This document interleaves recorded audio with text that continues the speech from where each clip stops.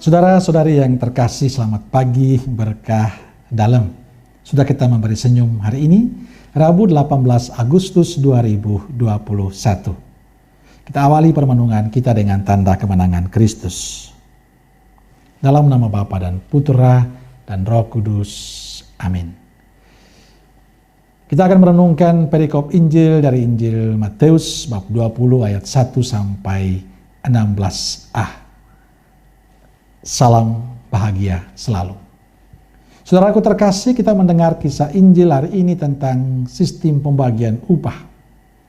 Para pekerja merasa pembagian upah oleh tuan mereka atau tuan kebun anggur tidak adil. Karena antara yang masuk pagi, siang, dan sore diberi upah yang sama. Bagi mereka keadilan itu harus diberikan sesuai dengan lama mereka bekerja. Bagi yang masuk pagi tentu harus berbeda dengan yang masuk siang ataupun sore.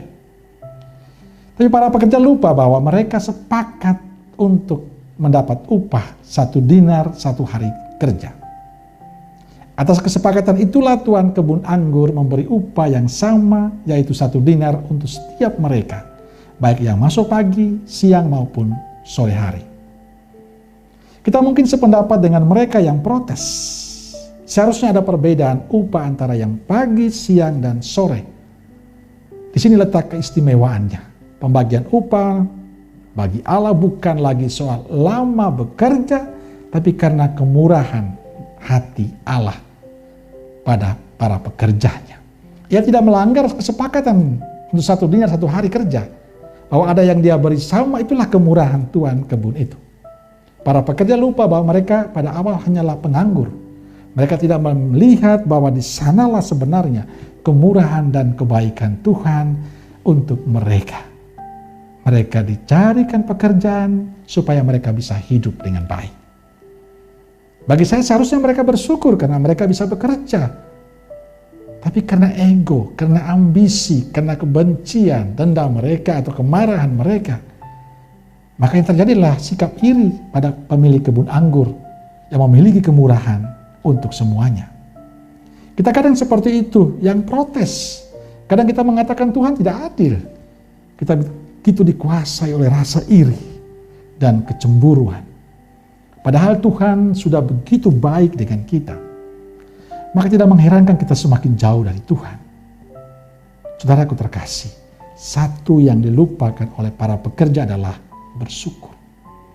Bersyukur mereka bisa bekerja.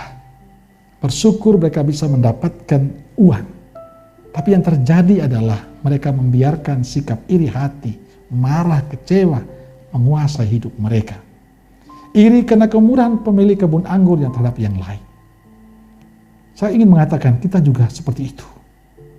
Kadang kita mengatakan Tuhan tidak adil, kita begitu berkuasa oleh segala macam hal. Hari ini saya ingin mengingatkan kita semua, saudaraku terkasih. Banyak persoalan yang kita hadapi, sakit dan kehilangan pekerjaan, serta orang-orang yang kita cintai. Hari-hari ini bagi saya menjadi sebuah hari yang penuh perjuangan. Saya merasakan betapa sedihnya, berapa pahitnya, betapa beratnya hidup umatku.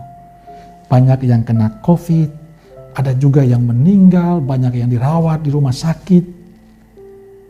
Kadang yang saya lakukan adalah berdoa dan terus berdoa untuk mereka. Itulah cara saya mengungkapkan cinta saya untuk umat saya. Selain banyak kegiatan yang dibuat oleh gereja ini untuk mereka. Tapi sebagai imam saya selalu meluangkan waktu dalam ekaristi, dalam doa harian, dan juga bahkan kami mengadakan Zoom khusus untuk mereka yang kena COVID. Inilah tanda cinta. Bahwa kita mengalami kepahitan.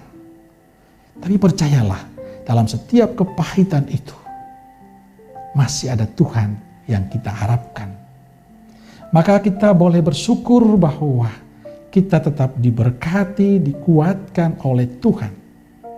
Maka saudaraku terkasih, dalam saat yang sulit seperti ini, jangan biarkan iri, cemburu, marah, kecewa menguasai hidup kita. Justru akan menambah sakit kita. Tapi kita bersyukur bahwa dalam semua pengalaman hidup Tuhan punya cara untuk kita.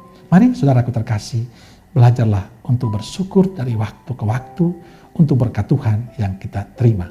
Dan saya percaya dengan ungkapan syukur itu hidup kita akan menjadi bahagia. Amin.